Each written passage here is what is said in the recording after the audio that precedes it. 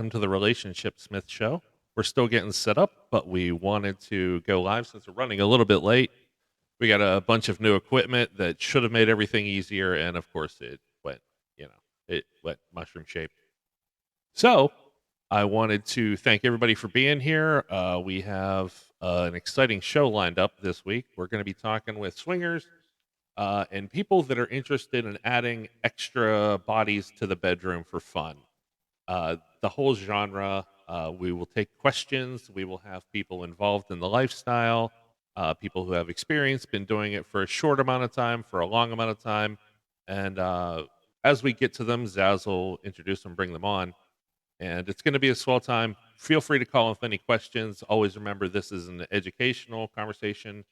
And what we want to do is give people information. If this is not your thing, that's okay. Next week, we're going to be talking about something else. And we're going to keep the conversation going in all forms of relationships and all the ways that people can interact. And looks like we got our call. Hello, caller. Hello. Hi, welcome to the show. Thank you. Thank you for calling in. You're our first phone guest. We've had interviews before. We're just doing this via the phone. And I wanted to, Zaz, I'll let you do the intros, if you don't mind. The intro?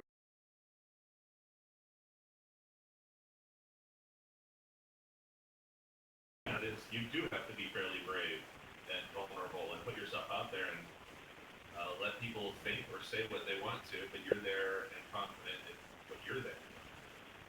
Yeah, and ultimately you can always say no. So if it's not there and not feeling it, and you're like, I don't know. Nope, no, I think we're gonna go on.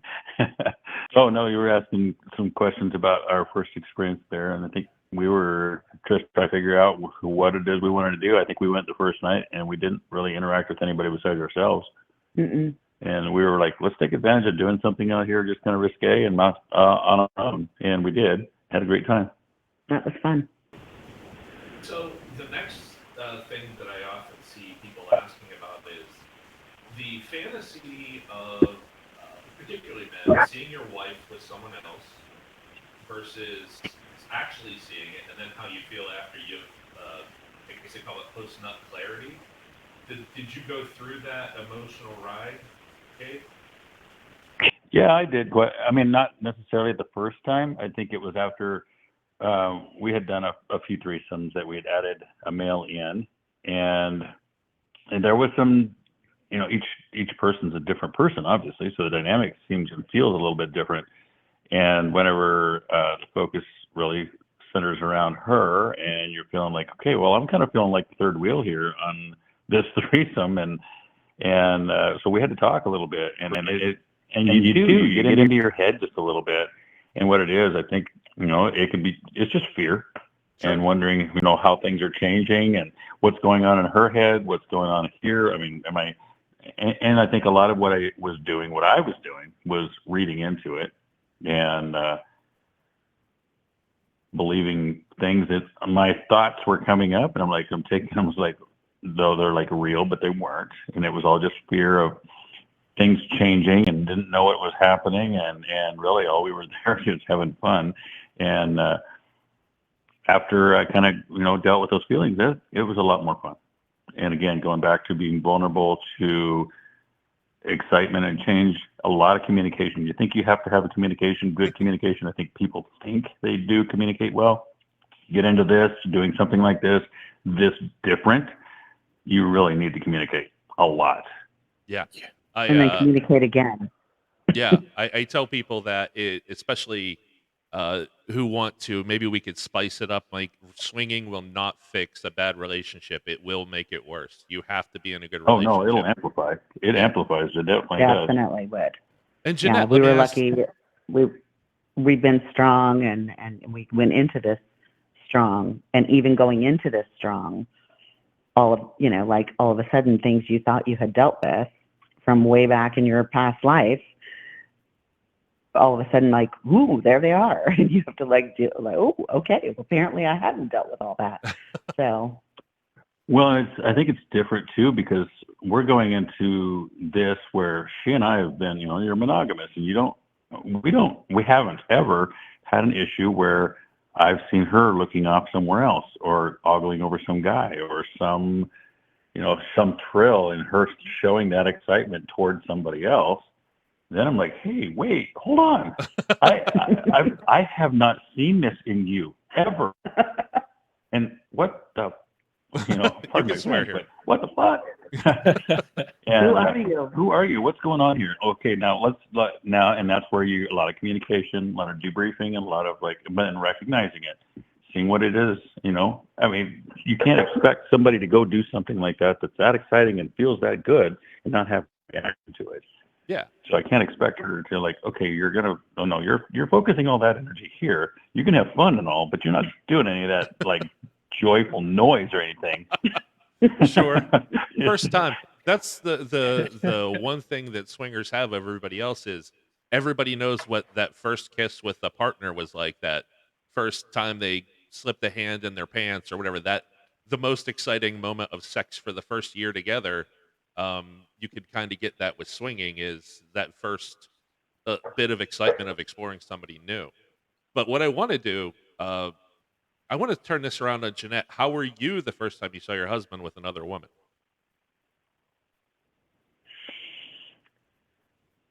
Well, let's see. The first time, it wasn't a big deal. Because I have to clarify, we're not the typical swingers couple where I'm bi and he's strictly straight and it's all about me being with another woman so I can, fulfill his fantasy. Yeah, I have seen that a lot. Yeah.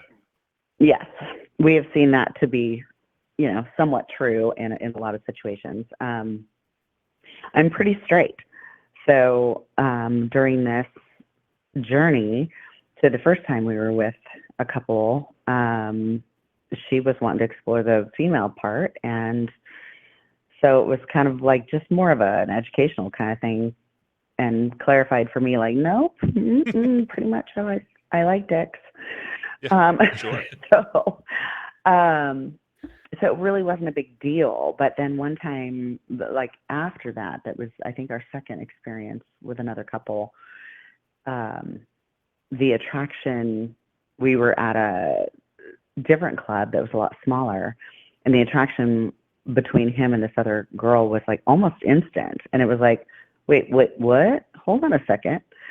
And then, we ended up going into the playroom, and exploring as a couple or as couples. And she was strictly straight as well. And she was as an arrow. That was her thing. So I'm okay, cool. I'm not going to have that pressure. So, looking over and experiencing that for him at one point was ooh, that little catch in your gut, what? Wait, what? And then all of a sudden it was just oh, I get it now. This is compersion. Okay, that's pretty freaking sexy. Okay. Wow, that's pretty freaking sexy. To watch him kind of lose himself in that is pretty awesome. Yeah, there is something about that compersion part of it.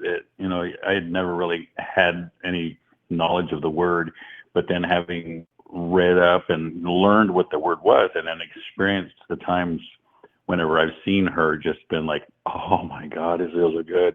It's like you're getting your ultimate massage, obviously internally, and it really, really feeling good and her enjoying it. And just, she's just enjoying the whole experience and seeing that. And it's oh man, it's just as someone that you really care for and love, you're wow, I mean, I really like that she's experiencing this.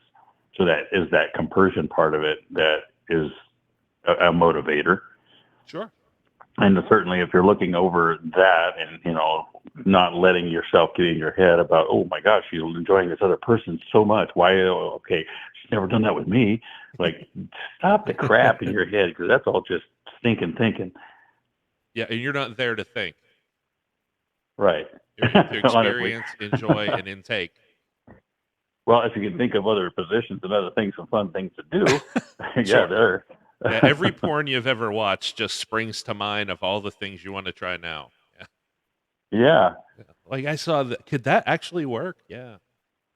Um. And some of them are like a game of Twister, just trying to pull it off. 'Cause, you don't realize how difficult that is. That's not easily achieved. Yeah, I can imagine. That Totally. that looked a whole lot easier on porn. That is not. Nope. Yeah, when you think that, My like in body. porn, they're also lifting their legs. There's a lighting guy, a camera guy, and I have appreciation for the amount of physical fitness sometimes people have to be in a good porn movie because nobody lifts their leg like that when they're doing doggy or even just missionary. Like to get the camera in there, yeah. Right. But the Right. good thing is, Yeah. you might not have to put a camera in there when you're doing it with on your own. You're making your own porn, Hmm. and the camera is your eyes. Right. So, one question I definitely wanted to get to, and something that I think would help people out there who listen to this and want to know about. Do you have, if a couple came up to you and they're like, "We want to get started. What are some of the rules that we should discuss, or some of the things we need to clarify before our first night?" Uh, let's say they've been to the swing club, they looked around. The next time they go, they want to get involved. What would you tell them that they need to have in place first? Something like no kissing. I'm not sure. I think that came from Pretty Woman. What sort of rules should they discuss about what they make sure what they're clear they can do? Also, do they have to talk about it afterwards? What sort of things would you recommend for a new couple? Well, the first thing I would say is don't call it a rule, call it an agreement. Okay, fair. This is something that we're learning. That it's interesting how you kind of evolve the more research and things that you do. The typical swinger kind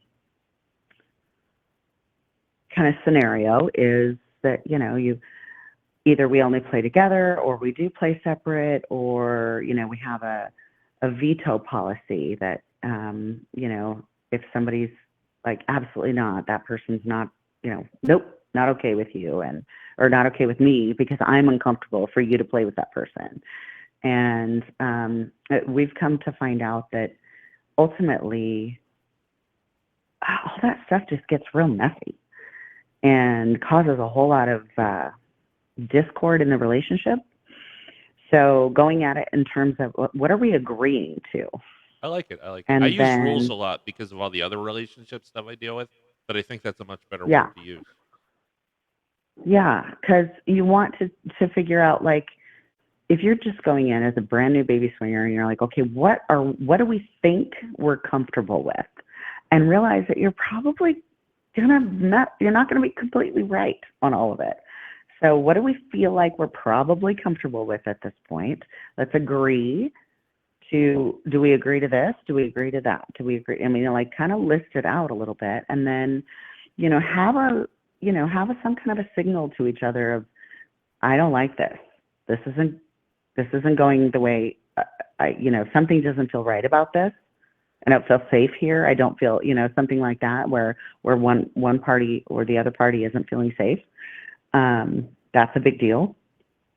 And Or there's some big red flag that's coming up, and we're like, okay, we need a word or some sort of a sign to even each other or even agreed upon within maybe the couple or the group that you're in, is that okay, we're backing off, taking a break for a bit or something. yeah, to regroup. I would decide, kind of agree. What are we comfortable with? Are we comfortable playing apart? Are we just comfortable playing together? Are we just comfortable watching? Or, if you're at a club or something like that, then, or are we wanting to engage just with each other, but maybe out in the open because we have, we want to do a little bit of that? Or are we wanting to kind of watch around and then go to one of the little rooms and just be with each other? Do we want to, a lot of the places are, like if you leave the door open, it means that you're open to somebody joining you, Right. with permission, of course. Like, Yeah, they have to, they can't they're just walk. supposed The to door was ask. open. Yeah, exactly. Some of them, like the one that we went to, had some of the rooms had windows, so you could like leave the window open instead of the door. Or Do they crawl in the window? Kidding. what's that? I was like, do they crawl in the window? No, they haven't. Just about. Just about. There are some of them that are, I mean, they're like panting dogs sitting at the door waiting. And they're like, can I come in? Can I in? Can I come in? Can I come in? Can I come in? Is that a turn on for you as a couple? Not when somebody's overly eager like Okay. that, no. I was just curious. It's one of those things, yeah. Like for us personally, if we had been interested in somebody else joining us, we would have chosen that person and bring them in with us rather than just waiting to see who showed up at the door. And there are couples that do that. Yeah, and right. it's all about what you're into. Sure. That just wasn't our thing. And I remember that was the went to newbies night, and then we went to the next night as well. And we were going in by ourselves to one of the rooms, and the guy says, "Can I come in and watch?" I'm like, "Nope, no, no, that'll be no." And again, Just, wasn't that our comes to the comfort level of both of the persons there. I mean, she was not comfortable with it. I really didn't know and didn't care, honestly, because I expected he's going to, before any contact that he was going to make, he has to ask. He's not just going to jump in. But even then, she's like, "Nope, not comfortable with that." So I'm good with that. Yeah. I mean, if she's not comfortable, that's going to be kind of our rule or our agreement, I guess, is that we're both working together on this and coming in and making sure that we're talking about, and then debriefing and then reassessing and talking about, that's where the communication comes in, because sometimes it comes across as like, "Oh, I saw this, this, and this, or I felt like this, and maybe I was really excited about it." Well, she wasn't. So then talking about it afterwards, she had a different perception. And like, "Oh, okay, well, okay, I get what you're talking about there. I didn't see it that way, but..." The debriefing part is huge. Huge. Sure. And then the condoms and those types of things, deciding ahead of time if you're going to require that, because some people don't, and particularly some of the guys, they don't want to. And are you going to allow that to happen or not? I mean, those are things you really need to talk about ahead of time. It's like, that's a hard no. Yeah. I don't have any idea who you are. Yeah. Honestly, for the big picture, I mean, you're coming to a place like that, you're taking them at their word that, "Oh, you're clean." Yeah, and obviously that's people's individual things, but safety is a huge thing that you need to talk about ahead of time, because you need to decide what are we going to do and what are we not going to do. And well, funny Jeanette, too, we've even created a whether we're meeting with somebody or we're in the moment or something, I'm like, "Hey, you know what? I'm going to go get a Coors Light." That means we're done. We're out. We're pulling out. Both of us are. Is it That means because you something's don't wrong. like Coors Light? Yeah, Coors Light. We don't drink Coors Light, so if we say that Okay. means we're going out. We're going to go now. I love the signal. I did want to say, Jeanette, I am very impressed your second time in that you were so comfortable just saying no. That you didn't think there was an expectation. You were just like, no. And I think that's awesome. And that is, for your female listeners, I have to say, that is a big deal that I didn't necessarily possess with times when we were meeting people, that we'd met on a dating site or something like that. And, you've gone through all this trouble to get a hotel room and this, that, and the other, and almost feeling like obligated to continue with an encounter when really the attraction wasn't there as much as, and for girls, it's easier for us because obviously we don't have to maintain an erection, but and how could you, looking at us? No. You know what Yeah, I absolutely. Yeah, and I think I hear a beeping coming through. I know, Yeah. me too. I don't know where that came from. All right. I did want to get one more question in. Okay. In that that was probably our third caller calling in early. Zaz, can you let him know? I'm already on it. Yep. Awesome. Thank you, sir. I had one more question for you, and then it totally left me in between here. Um, yeah, it was. If you, I don't want to go negative on this, but if there was one thing that you could change about the swinging lifestyle, and I don't necessarily like that word, but of your experiences with swinging, something that you would just like to see less of that's going on out there. Obviously, single guys who think that they could just, approach you any way they want online, but something a little bit less obvious that you just wish was a little different. Both of you.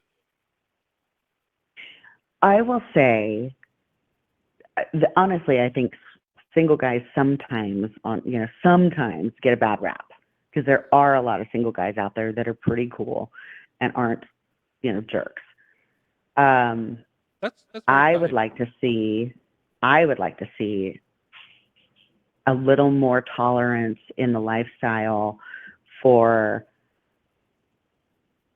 the atypical swinger profile that isn't always the bi female and the straight guy, and see a little bit more inclusion to where, you don't feel like you'd be shunned if you're at a club if all of a sudden, you're playing and two guys decide to have some contact as well as, the females, or the females don't have to feel pressured that they have to have contact with the other You're female. talking about like the bi aspect for guys? Yeah, the bi aspect for girls and for guys. Like there's a pressure with swinging, the typical swinging lifestyle for the women to be bi.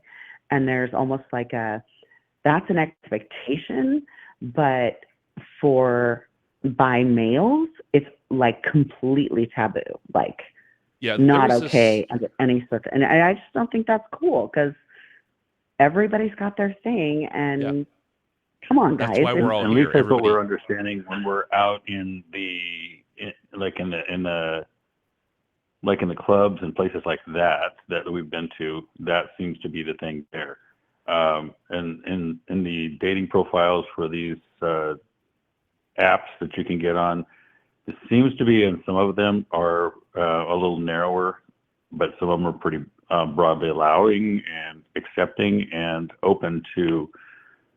I don't see it as much on there. There's No. a lot more aspect of people Yeah. displaying it on there that they're bi or heteroflexible or whatever they call it. And that's another weird thing, is that there's so doggone many terms for everybody's everything that you're like having to look up constantly in a glossary somewhere. I thought for a long time I knew a lot of the terms, but just researching this episode, I found new initials that I had to look up, and yeah, I like the fact that it's constantly growing and evolving, which means that it's more inclusive. Usually, in my Mhm. area, we had a swing club where the owner, somebody said something once in a public forum, and there are no bi guys at my club. No, we don't do that. We don't Right. allow that here. But on Sunday nights, he had an only gay guy night. So it was just weird to see that he was okay with it on one level, but because swingers, I guess, didn't want to go to a club with bi men, he would snap at the mention that there may have been a bi guy there. Knowing, I guess, he ran the club, I assume he participated, or at least didn't mind the activity on Sunday nights. It was a weird thread that I read through on it. That's bizarre. It was, we talked to one guy that had talked to, and he said that he had come from the East Coast and we were on the West Coast, and he said, "Oh yeah, that it's crazy how they'll at the more straight type swinger clubs, they'll say that they're strictly straight, but they're the ones slipping you their number, as they're Right. walking away, and more, he was saying more on the West Coast than East Coast was a lot more open about it. So hey guys, From I hate to cut it off here, and I'm absolutely going to invite you back for our next topic that touches on this. And feel free to stick around if you want to ask questions after we talk to our next guest. But I want to get to them. I know that she has to start work in a little bit, and I want to definitely get her in here and use her time wisely. So Great. let me thank you for definitely calling in and filling us with a ton of great information and being great, normal people, next door neighbors. swingers aren't bad people, and people who are interested obviously need to do the research and listen to people like you who Yes. have went through the experience and can educate. So thank you. You're welcome. You're welcome. Thanks for having us. Absolutely, thank you. Thanks, guys. Zaz, you want to queue up our All next right. caller?